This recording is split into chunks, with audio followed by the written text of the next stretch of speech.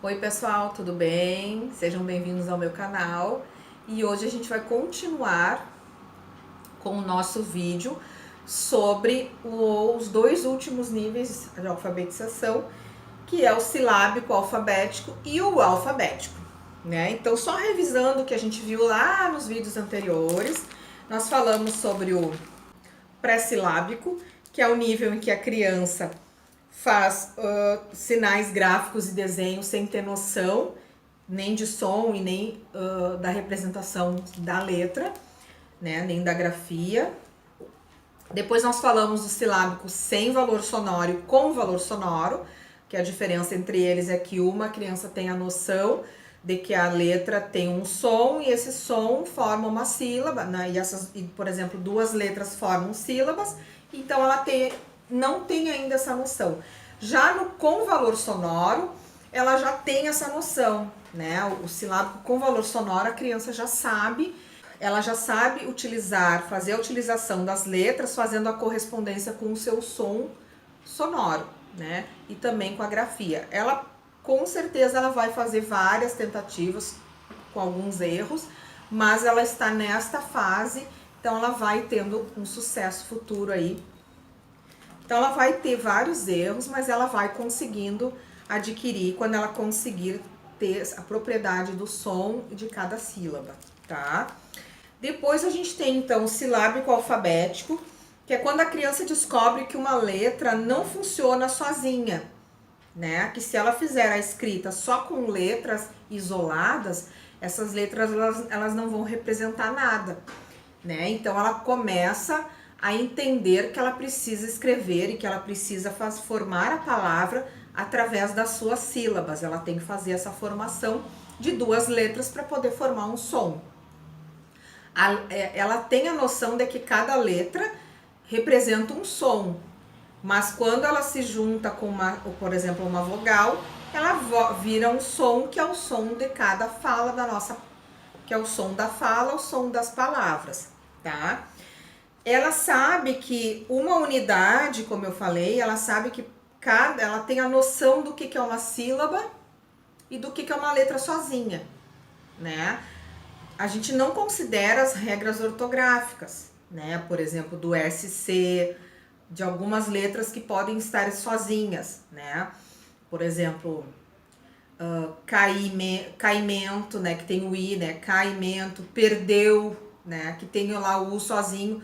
Ela ainda não tem essa noção, tá? Mas ela sabe que a gente pode explicar para ela que inicialmente ela precisa entender o silabário, que juntando as consoantes com as vogais, elas vão formar uma sílaba e esta sílaba vai formar uma palavra em conjunto com outras.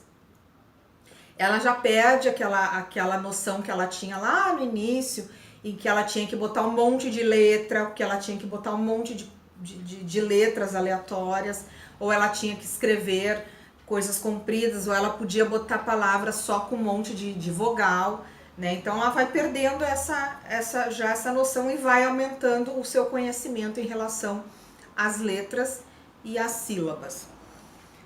Então, por exemplo, ela já começa a ter, ó, tem um exemplo aqui, ó, por exemplo, de caderno. Ela vai escrever caderno. Então, ela pode usar a letra C, a letra D, a letra N e a letra O.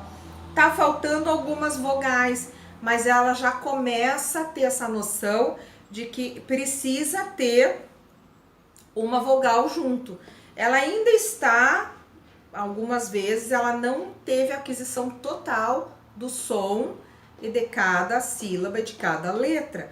Ela está tendo essa aquisição ainda, tá? Então a gente vai encontrar muitos erros, muitas palavras ainda com letra faltando, com sílaba incorreta, mas isso é questão de treino. Então a gente vai trabalhar com silabário, eu trabalho com silabário, que eu acho que ele é essencial.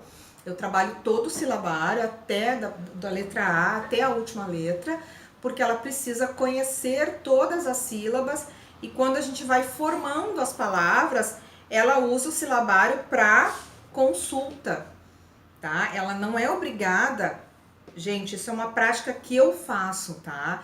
E isso para mim dá certo. Daí vocês têm que ver o que dá certo para vocês, tá? Eu uso o silabário eu dou o silabário para as crianças, para esses alunos, e eles usam o silabário para consultar na hora que for formar a palavra, quando eles forem começar a escrever. Então, por exemplo, eu peço para ele escrever banana não, boneca, né? Então lá, então as primeiras letras do alfabeto, lá até a letra F, normalmente eles gravam, tá? Depois que começa a ficar um pouco mais difícil, assim. Normalmente o M eles gravam bastante, o R, então tem algumas letras que eles gravam mais fácil. Eu tô tentando descobrir por quê. Isso dá uma tese de mestrado, né? Mas eu vou descobrir, vou falar pra vocês. Mas tem outras que eles demoram mais. Claro que as letras que a gente usa pouco, como o K, o Y, né, o W, são letras que a gente não usa muito. Então, essa aí elas demoram um pouco mais, mas vou dizer, por exemplo, que o Y elas pegam muito mais rápido que o K, por exemplo.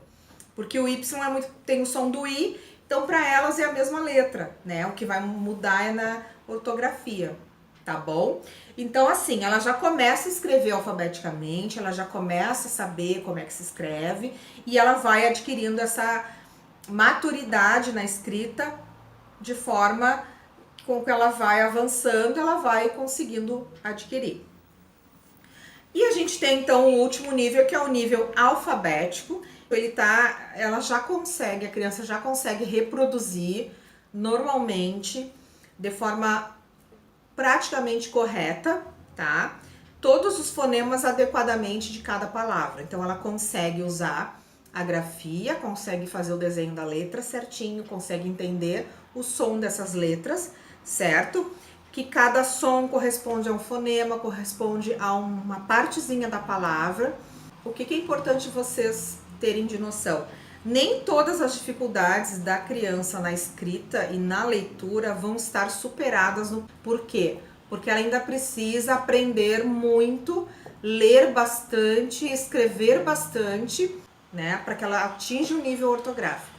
O nível ortográfico é escrever, então, da forma correta, conseguir escrever da forma correta, sem muitos erros, porque pode acontecer alguns erros, vai depender de cada criança e do seu treino, da sua leitura, né? Quanto mais ela lê, mais ela vai aprender a escrita. E quanto mais ela treinar a escrita, mais ela vai também aprender a corrigir os erros que eventualmente ela vai apresentando. Então, assim, ela vai escrever, por exemplo, gato, ela pode botar um K, porque ela confunde o som do G com o som do K. Ela pode escrever faca, ela pode pôr um som do S, achando que é o som do F. Então, aquelas letras que têm sons parecidos, ela pode fazer uma certa confusão ainda, tá?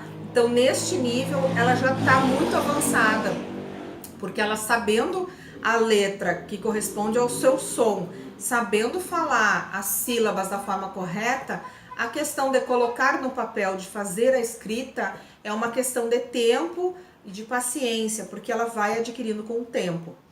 Agora, a gente precisa entender, é bem importante agora essa parte que eu vou finalizar aqui o vídeo, que existem situações de aprendizagem, dificuldades de aprendizagem específicas de cada criança e que a gente precisa perceber, né? A família precisa entender isso, a escola precisa perceber quando essa criança está demorando muito mais do que deveria, de acordo com a sua idade, certo? Aí começa a se transformar num problema de aprendizagem. Chegando neste nível, neste tempo, se ela não conseguiu ainda adquirir, né, a leitura, adquirir a escrita, saber os sons das sílabas, se ela não conseguiu ainda aprender isto, né, ou até mesmo já gravar estas sílabas, por exemplo, aí a gente precisa tratar de uma outra forma, tá? Aí a gente vai ter que pensar o que está acontecendo com ela e fazer realmente uma boa de uma avaliação para a gente ter certeza que realmente ela está atrasada. Mas, gente, em consultório, normalmente, as crianças que estão no segundo ano e terceiro ano, que ainda não estão conseguindo escrever ou ler, nem que seja o básico, né? O básico que eu digo são sílabas básicas, o som das vogais, o som das outras letras. Aí a gente já precisa pensar em fazer algum trabalho com elas para que elas possam avançar e isso não fique com muito atraso, né? Porque acontece muito, gente, crianças que eu pego aqui no consultório, que eu recebo no consultório, as crianças estão no 4º ano, 5º ano e elas não conseguem escrever com autonomia, não conseguem ler com autonomia, não conseguem formar pequenas palavras, né? Isso é bem importante, bem sério, porque assim, além delas estarem perdendo conteúdo escolar, elas vão atrasando esse desenvolvimento cada vez mais e a gente precisa entender o que está acontecendo com elas, né? Se é emocional, se é uma questão mais escolar, de má escolarização, enfim, desatenção, a gente precisa investigar. Sim, fiquem de olho quando vocês receberem esses alunos no consultório, tá ok? Por hoje, então, é só. Eu finalizo o nosso encontro aqui, certo? Agradeço por vocês terem ficado assistindo essa série aí, que foi bem legal, com certeza foi bem importante.